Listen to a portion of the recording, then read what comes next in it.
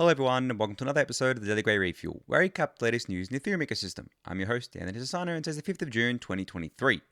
Alright everyone, let's get into it. So before we jump into the news from over the weekend, just want to give a shout out here to the episode I did over the weekend with Eric Connor. So this was our first kind of podcast together in over a year. So a lot of you will know we used to do the Into the Ether podcast together.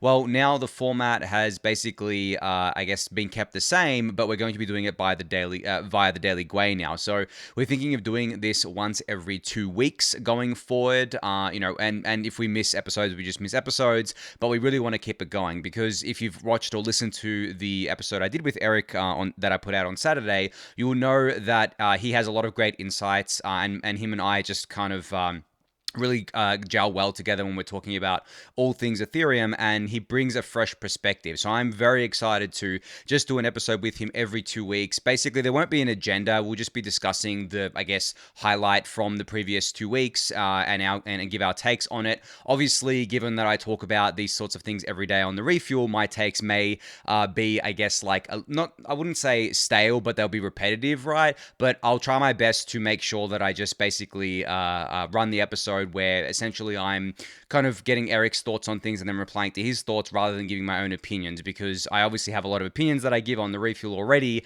and I don't want it to become a kind of a repetition thing. That's actually why I stopped writing the Daily Gwei newsletter pretty much almost a year now, I think.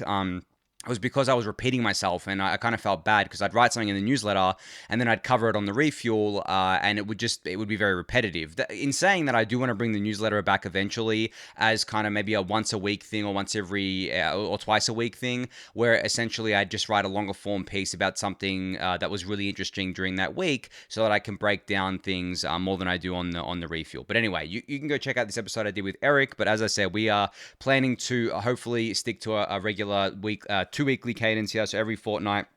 Same time, so it'll go out on the Saturday as not to interrupt the refuels. But anyway, moving on. So Brantley put out a really great tweet over the weekend that is pretty long, but I just wanted to summarize it. Basically, he starts off this tweet by saying, Ethereum is actually doing really well. No, this isn't worse than past bear markets. Everyone calm down. It's not even remotely close. And here are some facts. So this is basically what I guess I've been talking about for many months now. This concept of the current bear market not being anywhere close to as bad as previous bear markets have been. And Brantley gives a few points here. The first point is the ETH price. I mean, relative to where the ETH price has been for, most of its life, being at 1,800, 1,900 is an amazing price. Obviously it's lower than the all-time high of almost 5,000 from 2022, but does that really matter? I mean, whenever I think about the ETH price, I think, okay, well, where was the bulk of the long-term investors bought in? Obviously, a lot of speculators, a lot of short-term people, a lot of tourists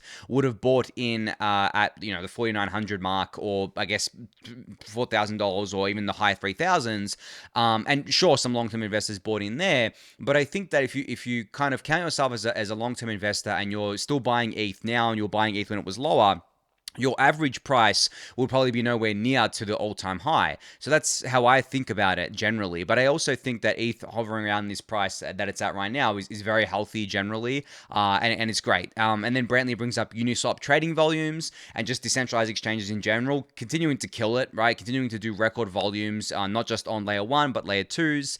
ENS, Brantley says here, during the last bear market, ENS only had about a dozen integrations and was getting maybe a few thousand registrations a month, had no funding model, and was running out of money with a 4-person team. Now it has hundreds of integrations, is still getting 16,000 registrations a month, not counting the countless names that are off-chain, is funded basically indefinitely for many years to come, and has a huge team. And obviously this is the opposites to what happened last bear market. Funding generally is way up, right? Way up, especially for things like the Ethereum Foundation. They've got a huge war chest that they're using, obviously in various different ways. DAOs are normal now. It's basically, I know DAOs are a bit of a meme because there are certain projects, or a lot of projects, which say they are a DAO, but there's a very big concentration of tokens in just a few small hands. So is it a DAO? Isn't it? But I think just the concept of DAOs is very normalized now, rather than just being this outlier thing. We have many different sectors, so it's not just DeFi, right? It's not just one sector. We've got NFTs, we've got layer twos, decentralized web, autonomous worlds, real world assets, which obviously fall into DeFi, but I think it's its own distinct part of DeFi. And yeah, just many different sectors there. Progress on ETH2, or I guess like what it's known as the Ethereum roadmap now, is better than it's ever been. And I've talked about this at length before, so I'm not going to go over it.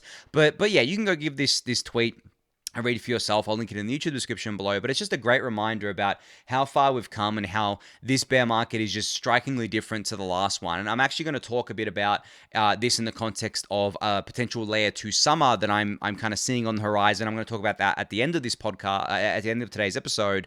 But yeah, I'll link this in the YouTube description below for you to check out.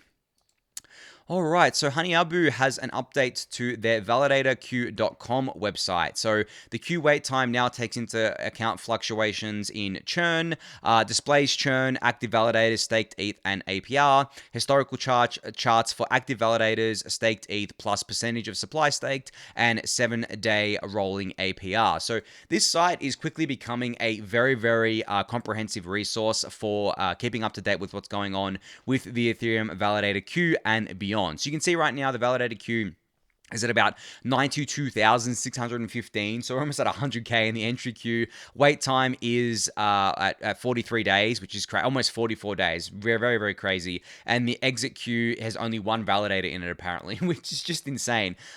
Someone said to me today, or said today, they were like, is this a bug? Like, why is the entry queue so large and the exit queue so, so small? Is this like a bug with these monitoring tools? And then you can actually check it on your own node if you're running a full node. You can actually check and see that, no, it's not a bug. This is real. There is nothing. I mean, there's like one validator in the exit queue right now. Normally it's 0, whereas the entry queue is very, very full. And as I mentioned last time when I showed this website to you guys, there's a bunch of nice little charts here that you can go check out for yourself. But yeah, I'll link this in the YouTube description below. But this is quickly becoming one of my favorite sites for keeping up with the Ethereum Validator Queue and just all things got to do with the Validator Queue. All right, so I mentioned last week there's this new initiative right now to get execution client diversity much more healthier than it is right now. Obviously, the consensus layer client diversity is pretty healthy right now. It's in a very good spot, but execution layer still needs a lot of work. Geth is still dominant. We want to get the other clients like Nethermind up, get their market share up. Well, Rocket Pool is doing their own little thing here. So they've made a website called rplclientdiversity.com. This is from the Rocket Pool community, where they're basically tracking Rocket Pool's execution layer client diversity. So they actually look better than the overall network right now. They're still high on Geth, with about 51% being Geth, Nethermind at 16.2%, Besu at 8%, and Unknown at almost 25%. Now, that Unknown number's quite high. Hopefully we can get better visibility over that. But yeah, I mean, essentially they're better than, I guess, the overall network, but still not where we want them to be. So this website aims to basically get people to switch from, Geth to something else. And they've actually got a guide on how to do this while having no downtime, and they're tracking basically the community impact of this as well. So really great little initiative here. This is the kind of stuff, I mean, I know I spoke about this in the context of LSD, just diversity in general, but this is the kind of stuff that I like seeing, the action, right? The people building these websites, building these tools to basically keep, the network accountable for both, not only the LSD market share, but also client diversity and other things that affect the health of the beacon chain. So you can go check out this website for yourself. I'll link it in the YouTube description below, but it's at rplclientdiversity.com. All right, Remy Roy has a new release of his ETH Wizard software out today. So you can now set up your Ubuntu or Windows machine to become a fully working validator node in a few clicks, now with multiple consensus client support and Nimbus support. So you can see the change notes here for this version, which is version 0.9.8. So I mean, the main two changes are adding support for multiple consensus clients, and support for Nimbus has been added on Ubuntu and on Windows, and reworked check and prompt on existing MEV boost server. So yeah, I mean, as I've been saying lately on the Refuel, if you're looking for an easier way to solo stake, definitely give ETH Wizard a check, because it is definitely easier than just trying to do it on your own. I don't know if it's easier than a DApp node yet, but it's getting there, right? And, there's nothing wrong with DApp node, but I think that we need to have more than, I guess, like one solution out there for like single click staking, or maybe not single click, but like, as fewer clicks as possible, solo staking. And Remy's working on ETH Wizard and he's improving it all the time. So you can go check this out. I'll link it in the YouTube description below. All right, Nethermind has a new client release out today. Version 1.19.0 is now ready for download. You can resync your node to enjoy a significant database size reduction and faster sync time. So as I've been saying recently, the main theme of Nethermind has been to basically reduce the sync time and also reduce its footprint hardware-wise, such as its memory footprint, but also its hard disk footprint or solid-state disk footprint, because at the end of the day, I think a lot of people bought a 2 terabyte SSD for their solo nodes or for their Rocket Pool mini pools. It seems to be the favorite because it's very cheap still. And once you start going above 2 terabyte, you have less and less options of manufacturer as well. Really, the 4 terabyte and beyond are made by manufacturers that may not be as reliable. And if you're wanting to use this as your main machine where you don't want to have to tinker with it and you want long-term reliability, then the manufacturers like, I guess, Samsung and others at the 2 terabyte mark are probably more up your alley then. And also because people trust those brands more than other brands out there. I mean, I have 8 terabyte SSDs in my archive node box, and they're from, the brand name eludes me right now, but they're from a brand name you probably never heard of before, unless you're into like hardware, and that sort of stuff. I think people would look at and shy away from buying. I don't know if Samsung do an NVMe 8 terabyte. I mean, they probably do a non-NVMe 8 terabyte SSD.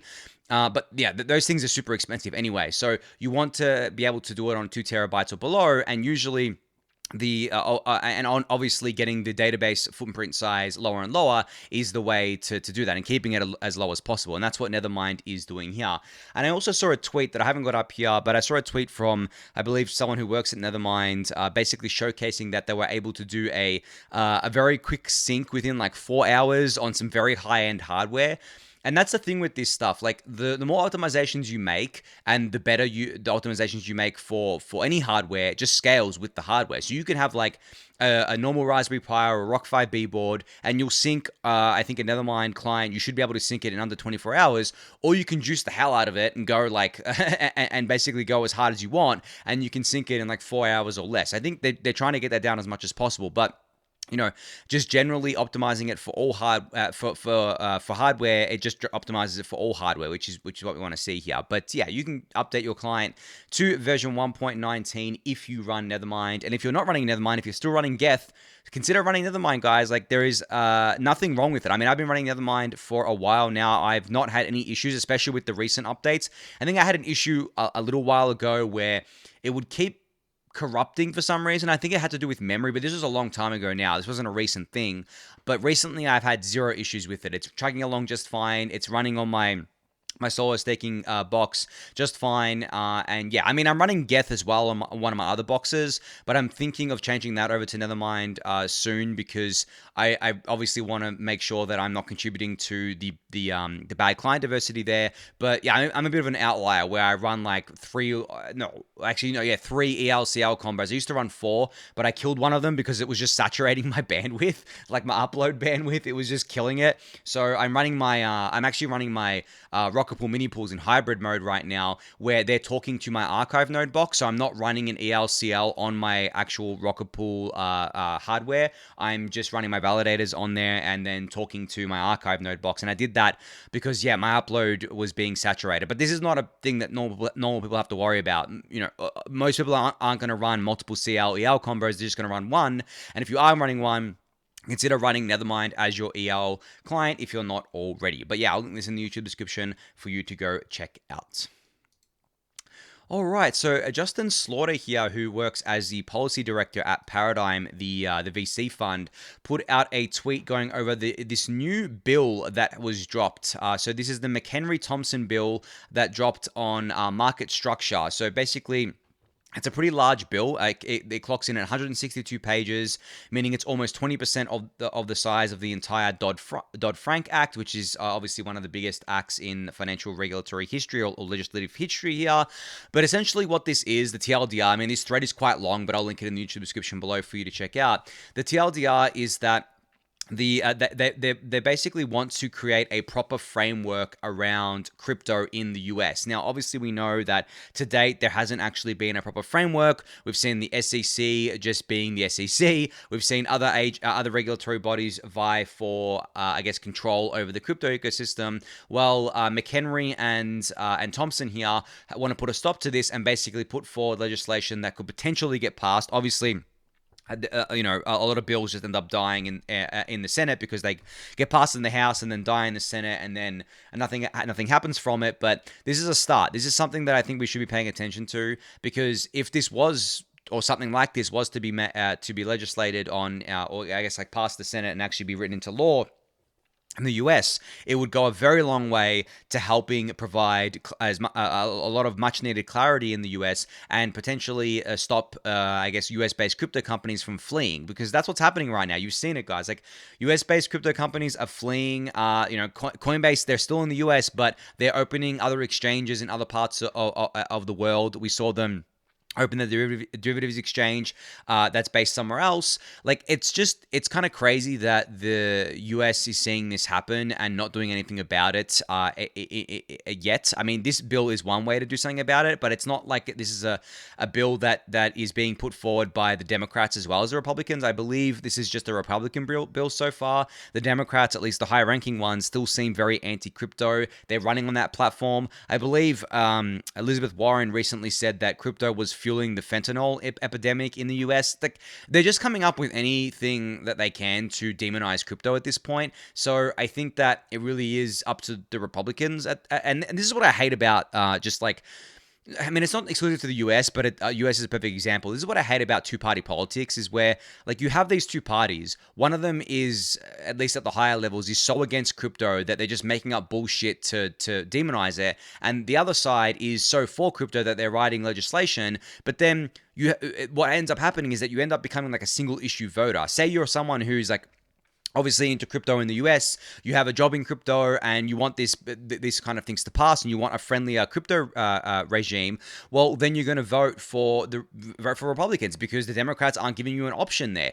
Whereas in a system where it wasn't just two parties, you could have these multiple parties where they would be putting forward their own things, and it would be more of like a middle ground rather than the extremes. Because right now you just have the extremes, and I don't want to dive too much into the politics stuff here, but I think it's very relevant, because people shouldn't be forced to become single issue voters, especially over things that I guess, like, for them may not be like, maybe they're just a casual crypto investor and they're like, fuck, I really want to vote for such and such party, but that party like really hates this thing that I'm into, right? So I'm going to vote for this party because of this, and it's just a mess, right?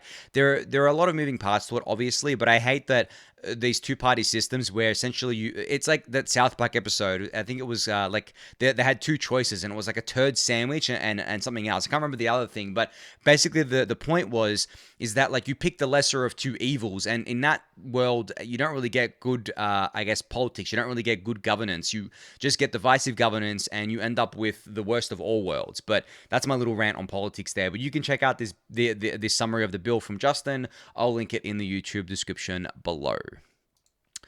All right, so something I missed, a bit of alpha that I missed, I guess like this maybe happened a little while ago, was that the Scroll L2 mainnet is potentially going live, or should be going live, in August. So there was a temperature check for the Aave v3 deployment on Scroll mainnet to be done here in the governance forum. You can check this out. There's a bunch of specifications and stuff like that as well.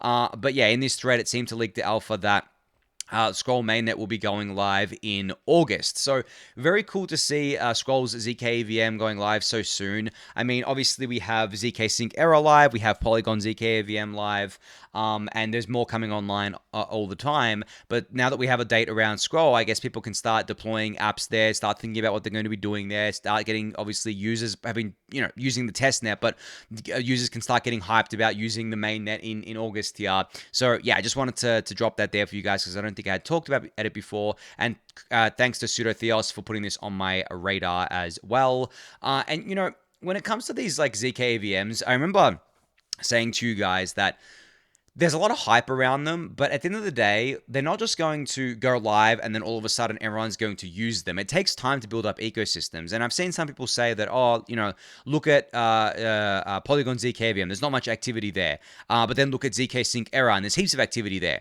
I would caution you against measuring activity on these things if they don't have a token yet, because it can very easily be inflated by airdrop farmers. Now, I love zk Sync. I am an investor in Matter Labs, so I should disclose this here. But I'm seeing the stats, I'm seeing the metrics out of zk Sync Error, and I'm looking at it, I'm like, okay, well, they don't have a token yet. They've announced they're going to have a token. So I bet a lot of this activity is just airdrop farmers, because in a world where there's just hardly anything to do on there and it's still building out its ecosystem, and you have this massive amount of TVL and these record-breaking, I guess, other metrics that you're looking at, like transactions per day and stuff like that, and you don't have a token yet, and it's very well known that people airdrop farm, that's what's going to happen. And the reason why it hasn't happened with Polygon zkEVM is because Polygon already has a token, Matic, and that's been out for a long time. No one's necessarily expecting a Matic airdrop, even though maybe there would be. I don't know, right? But no one's expecting it because the token's already out there. It's already been issued. And then a counterexample to this, though, is the Starkware ecosystem, where Starkware have announced they're going to have a token. They have Starknet live, but Starknet is not EVM compatible, so it's harder for people to onboard than just changing the network in MetaMask and bridging really easily across. There's not that much to do there because it's harder for developers to build out their stuff. They have to actually build it out custom or do the transpiling, which leads to its own sets of errors and things like that. So there are different reasons, but I think when looking at these things, you have to take all that nuance into account. Now, Scroll, I don't think are going to launch their token in August, right? If they are going to have a token, I mean, everyone knows that everything's going to have a token, right? But they're not going to launch their token in August with their mainnet, I don't think. I think that they would launch their mainnet first and then launch a token sometime in the future. So what I think is going to happen is that their mainnet is definitely going to be farmed as well for these airdrops. So when you look at these things, just always take that into account and make sure that you're aware of which projects have a token, which have announced they're going to have a token, which don't have a token yet and haven't announced it, or blah, blah, blah. And then you can do some on-chain sleuthing as well if you're into that sorts of stuff, and you've got the tools to do that, to actually see exactly what's happening and exactly what activity is happening, and if it looks like farming activity, if it doesn't. But yeah, anyway, that's a little bit of an aside there. I'll leave that there. You can check out this temperature check. I'll link it in the YouTube description below. All right, speaking of zkEVMs, the Kakarot zkEVM, which is part of the Starkware ecosystem, has announced that they have raised a pre-seed round. So this had participation, of course, from Starkware and Lambda class here, as well as angels such as Vitalik Buterin. Now, Vitalik was also a very early investor, if not one of the first investors in Starkware, so it's only natural for him to also be an investor in a zkEVM building on Starkware. But yeah, I mean, just another zkEVM to add to the long list of zkEVMs that are coming to mainnet here. As I said before, I don't know how many of these things are actually going to be super successful in the long term. Like, if you look 10 years from now, which of these zkEVMs are going to be mostly dominant? Like, how many are there going to be of these generalized platforms? Obviously, the app-specific ones are different, but I'm talking about the generalized platforms. I really don't think between zkEVMs or zk rollups and optimistic rollups, we're not going to have more than 5 at most, I think, that have like the majority of the value. And I'm talking like a power law distribution where essentially 80% of the activity is in like the top 5, and then the long tail is the 20%. But it might even be higher than that. It might be like 95% on the heavy side for the top 5, and then like 5-10% for the long tail there. But we'll have to see, we'll have to see how that shakes out there. But I guess congrats to Kakarot for raising this pre-seed round. Great to see another zkEVM joining the fray, and they're doing something different. They're not just doing it the same way other zkEVMs are doing it. They're doing it by building it in Cairo, which is a Starkware technology, and they're calling themselves a type 2.5 zkEVM, so between 2 and 3. And you can read about the types in Vitalik's blog post, which you can just Google for. You can Google types of zkEVM Vitalik, and it should come up there. All right, last thing I wanted to talk about was what I alluded to earlier around this layer 2 summer that I think we're going to potentially see next year. So I put out this tweet where I said, there's a bunch of things happening over the next 6 to 12 months that have me convinced we will see a proper Layer 2 summer sometime next year. Next year, obviously, being 2024. EIP 4844 is going to go live hopefully by the end of this year to greatly reduce roll-up fees. Now, I've been talking about this for ages on the Refuel. It's going to reduce rollup fees by 10 to 100x, just depends how it's implemented by the rollups themselves, and obviously depends what the layer 1 base fees and gas fees are doing at the time. Base mainnet, so Coinbase's layer 2 is going live over the next 6 to 12 months and onboarding potentially millions of new people to the Ethereum ecosystem.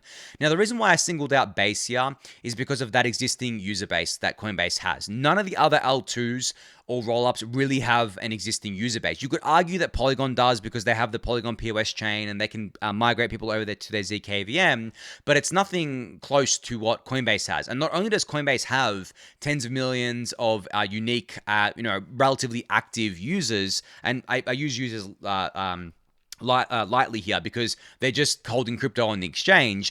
Not only do they have that, but they have is users that haven't actually been on chain before, so they can push a lot of people to use Base, and then those people will be able to bridge to different L2s, bridge to Ethereum L1 if they want to, and experience the whole Ethereum ecosystem. And this is going to be net new people, I believe. So there's that.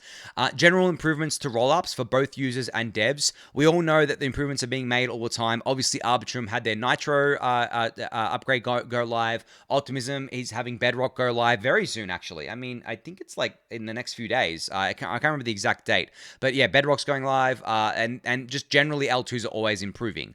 New novel apps being launched on rollups, Layer 2s, Layer 3s, such as actual innovative DeFi. I'm seeing a lot of actual innovation happening in the DeFi ecosystem. I struggle to call it like DeFi 3.0, but I'm paying a lot of attention to it. And I've talked about it on the Refill before. Some of these things like potential like Oracle-less protocols. Not to say there's anything wrong with having a protocol that has an Oracle, but I think it's an interesting design space to have a protocol without an Oracle. And there is stuff that can be iterated on there. Real-world assets, I think, is a huge thing, and I've talked about that as well. And autonomous worlds, that's something I talked about, I believe, last week too. So I won't rehash that there. And then last point here was me just basically saying general market potentially heating back up in 2024, but this is based on my own intuition, admittedly. And really, I mean, I base this on a lot of the things I've talked about with regards to the market over the last few weeks. Basically, me feeling like this is 2019, me feeling like this is an accumulation range, me feeling like the crypto markets are just doing what they've always done through their cycles. I don't really pay attention to what's happening in the macro environment. I don't really care what's happening there.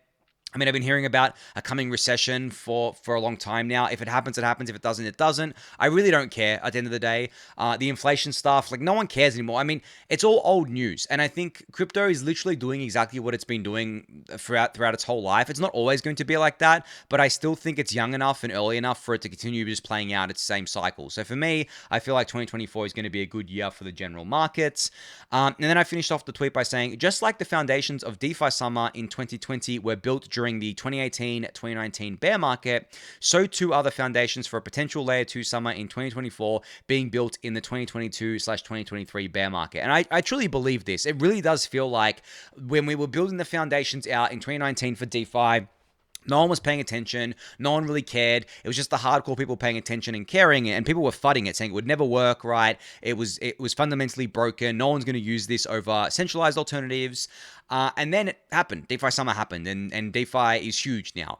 And the same is true for layer 2s. How many people are still fudding layer 2s? How many of these other competing ecosystems are saying the L2s are worthless? If you have to scale via L2s, you're a failed protocol, blah, blah, blah, right? And how much infrastructure is being laid right now? Heaps of infrastructure is being laid right now. We have L2s going live every other day. We have them improving. I mean, Optimism is Bedrock's going live soon. OP Stack's improving all the time. Arbitrum just put Nitro live a few months ago. We have Stylus they're doing so people can develop smart contracts in other languages on the Arbitrum 1 network, have Arbitrum Nova, you have the zkEVMs going live. There's so much stuff happening and very little people caring about it, I guess, relative to how many people will care about it when the bull market comes back. So yeah, I feel like the foundations are being laid here, and it gets me very, very excited. So yeah, ignore the day-to-day price movements. I mean, I actually went and looked at the last 2 months of price movements. It's really, really stupid. For the last 2 months, ETH has basically been the same price. And if you're trying to trade it, it looks ridiculous. Like I don't even know who's trying to trade it right now. And this is like peak crab market. This is peak time-based capitulation, where essentially you have an equilibrium where there's just like the same amount of demand as there is a sell pressure, basically, and eventually that's going to change. Eventually there's going to be more demand than supply, and we're going to head back up again. But for now, it's accumulation season in my eyes. I'm still buying ETH, not as frequently as I want to be, because I don't have I don't have a steady income, so to speak. So any ETH that I buy comes from stuff that I'm farming or other investments that I just rotate into ETH. But yeah, I'm pretty much tapped out. But I have all my validators stacking ETH for me, and I'm sure a lot of you guys do as well, which is always good too. But anyway, I'm going to end it there for today. So thank everyone for listening and watching. Be sure to subscribe to the channel if you haven't yet. Give it a thumbs up, subscribe to the newsletter, join the Discord channel, and I'll catch you all tomorrow. Thanks everyone.